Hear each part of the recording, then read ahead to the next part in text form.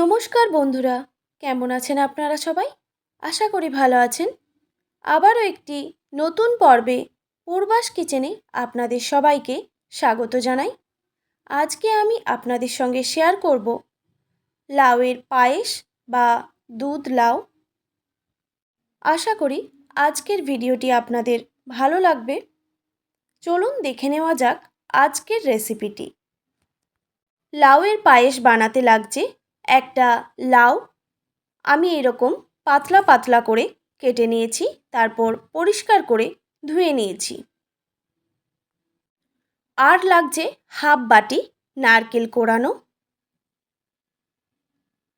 আর 1 cup চিনি নিয়েছি। চিনিটা আপনারা অবশ্যই কম বেশি করে নিতে পারেন। তারপর কয়েকটা কাজু আর কিশমিশ নিয়েছি। আর লাগছে ঘি। আমি এখানে 2 টেবিল চামচ ঘি ব্যবহার করব। আর 4টে এলাচ আর কয়েকটা তেজপাতা। আর লাগছে লিকুইড দুধ আর সামান্য গোবিন্দভোগ চাল আমি গুঁড়ো করে রেখেছিলাম। চালটাকে আগে ভিজিয়ে রেখে তারপর মিক্সিতে আমি গুঁড়ো করে নিয়েছি। এই উপকরণ দিয়েই আজকে লাউয়ের পায়েসটা বানানো হবে। তো চলুন দেখে নেওয়া যাক। প্রথমে একটা কড়াইতে দিয়ে দিলাম ঘি। আর ঘিটা গরম হয়ে গেলেই দিয়ে দিচ্ছি কাজু আর কিশমিশ। কাজু কিশমিশটা আমি হালকা করে ভেজে তুলে নেব।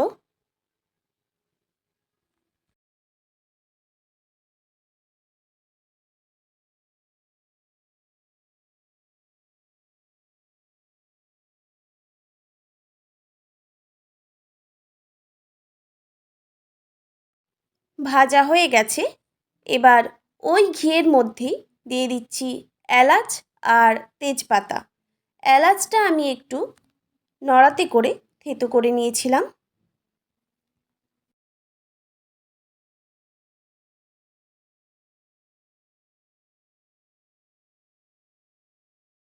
এলাচ আর তেজপাতা থেকে সুন্দর ফ্লেভার ছেড়ে দিলেই এখানে কেটে ধুয়ে রাখা লাউ অ্যাড করে দিচ্ছি।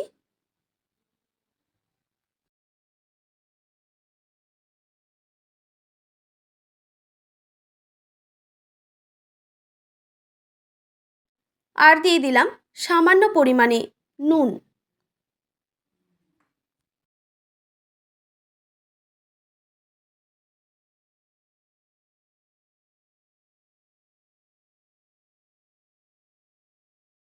ভালো করে নাড়াচাড়া করে নেওয়ার পর একটা ঢাকনা দিয়ে ঢেকে দিচ্ছি প্রায় 5 মিনিটের জন্য। এখন আমি গ্যাসের ফ্লেমটা হাই রেখেছি, কারণ লাউ থেকে অনেকটাই জল বেরোবে।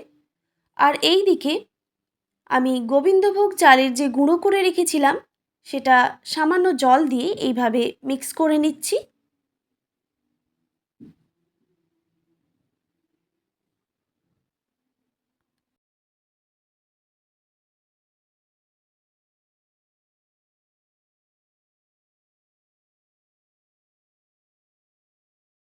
আর 5 মিনিট পর আমি ঢাকনাটা সরিয়ে দিলাম।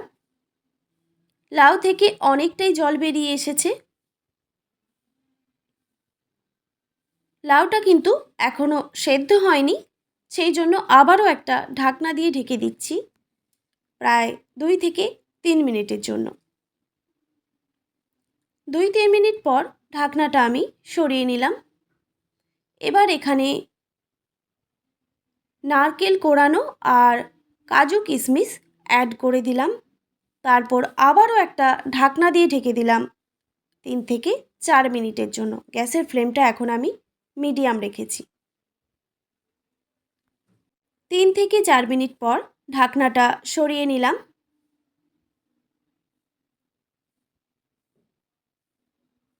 তারপর আবারও ভালো করে নাড়াচাড়া করে নিচ্ছি। লাউটা কিন্তু অনেকটাই সেদ্ধ হয়ে এসেছে।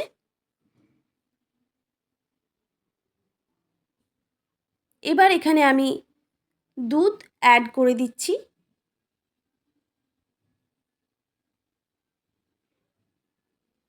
আমি এখানে 1/2 লিটার দুধ ইউজ করেছি।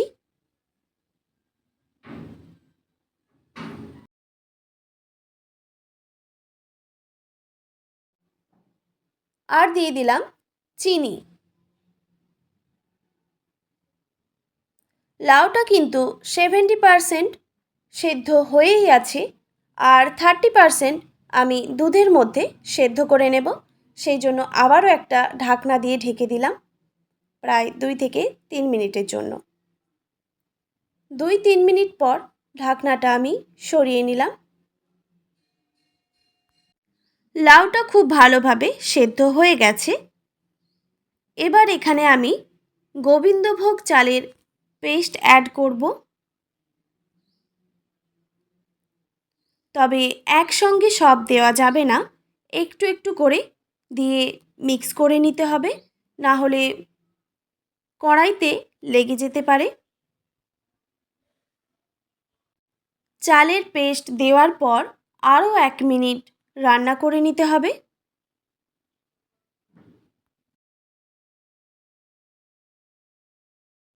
এবার আমি এখানে দিয়ে দিচ্ছি 1/2 টেবিল চামচ ঘি। এটা পুরো অপশনাল, আপনারা দিতেও পারেন বা নাও দিতে পারেন। একদম রেডি লাউয়ের পায়েস বা দুধ লাউ। আশা করি আজকের রেসিপি আপনাদের ভালো লেগেছে, আর ভালো লেগে থাকলে অবশ্যই একটি like, comment, share and subscribe করে আমার পাশে থাকার অনুরোধ রইল। আর পাশে থাকা বেল আইকনটিও প্রেস করে দেবেন, তাহলে নিত্য নতুন রান্নার ভিডিওগুলি আপনাদের কাছে পৌঁছবে। ভালো থাকবেন, সুস্থ থাকবেন। দেখা হচ্ছে নতুন কোনো রেসিপি নিয়ে। আজকের মতো এইটুকুই। আর এতক্ষণ আমার সঙ্গে থাকার জন্য আপনাদের সবাইকে অনেক ধন্যবাদ।